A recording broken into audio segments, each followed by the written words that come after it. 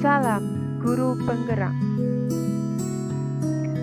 Pada video kali ini saya akan memaparkan koneksi antar materi modul 1.1 dan 1.2 tentang filosofis pendidikan Ki Hajar Dewantara serta nilai dan peran guru penggerak. Perkenalkan, saya Niwayan Wulandari, calon guru penggerak angkatan 11, fasilitator Daniel Steven, dan pengajar praktek Putu Ermawan. Refleksi kali ini menggunakan model 4P yang menjabarkan peristiwa, perasaan, pembelajaran, dan penerapan.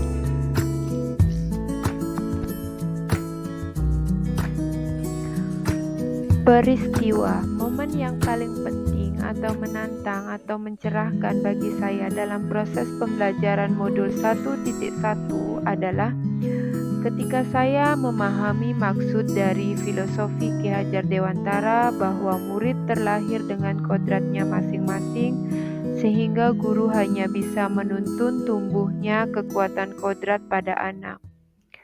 Jika kita ibaratkan murid sebagai benih padi, sebagai seorang petani tidak akan bisa mengubah padi menjadi jagung.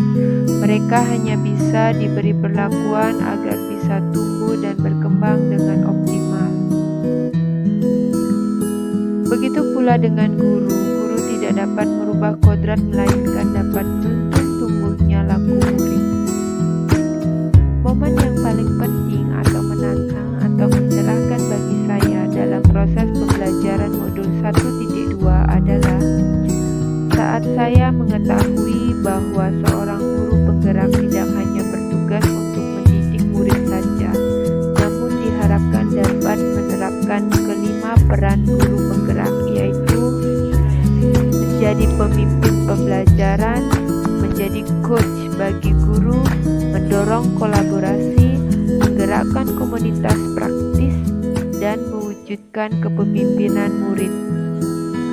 Saya harus banyak belajar dan lakukan aksi nyata untuk mengimplementasikan peran-peran tersebut agar dapat menguatkan nilai-nilai guru penggerak di dalam diri saya agar menciptakan profil belajar Pancasila.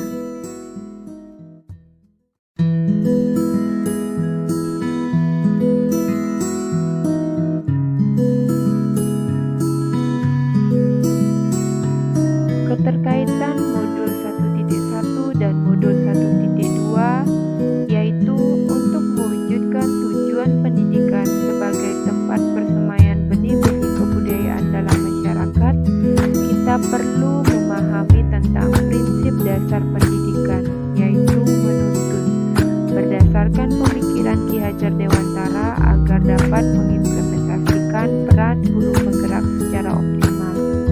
Yang kedua, dalam upaya menuntun kodrat anak, seorang guru harus mempunyai nilai yang berpihak pada murid, reflektif, mandiri, kolaboratif, dan inovatif. Semua itu untuk menjalankan perannya sebagai guru penggerak agar tercipta pembelajaran yang berpihak pada murid. Perasaan.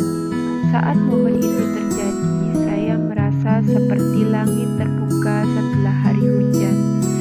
Saya merasa mendapat pencerahan dan dibangkitkan kembali semangat saya sebagai seorang guru, bahwa saya harus menjadi guru yang lebih baik lagi ke depannya dengan menguatkan nilai dan peran guru penggerak.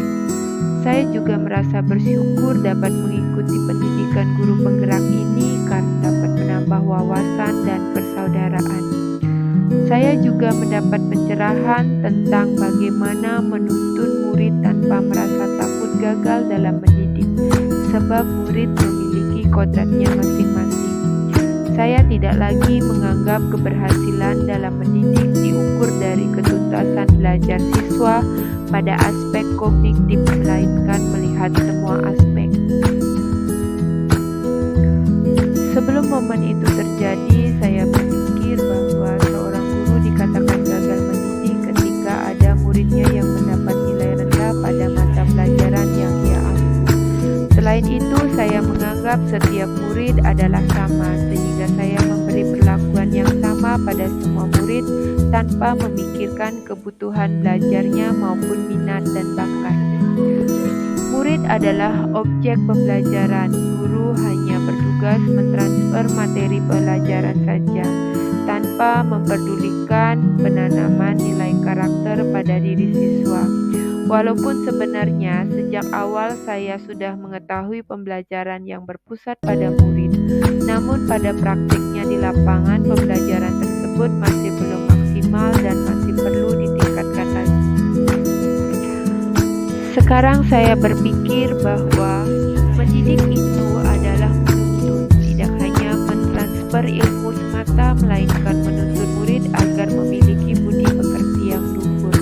Dalam mendidik, pada dasarnya guru tidak akan bisa memaksa ikan untuk terbang dan memaksa burung untuk berenang, karena mereka terlahir dengan kodratnya masing-masing.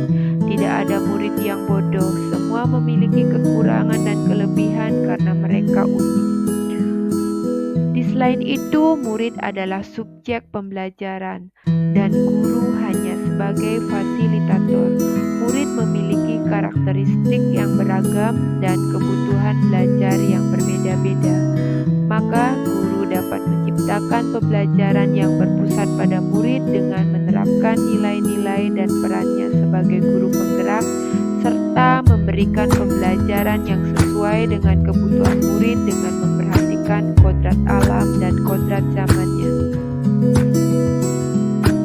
Apa pengembangan diri sederhana, konkret, dan rutin yang dapat saya lakukan sendiri dari sekarang untuk membantu menguatkan nilai-nilai dan peran saya sebagai guru penggerak? Saya akan melakukan pertama, inovasi pembelajaran yang melibatkan murid untuk berperan aktif sebagai subjek pembelajaran dengan memperhatikan kodrat alam dan zaman, serta rutin melakukan refleksi pembelajaran. Kedua, melaksanakan pengembangan diri secara berkelanjutan dan konsisten untuk mengembangkan dan menerapkan nilai-nilai dan peran sebagai guru penggerak. Ketiga, pengimbasan kepada guru lain terkait inovasi pembelajaran atau pemanfaatan teknologi dalam implementasi kurikulum merdeka.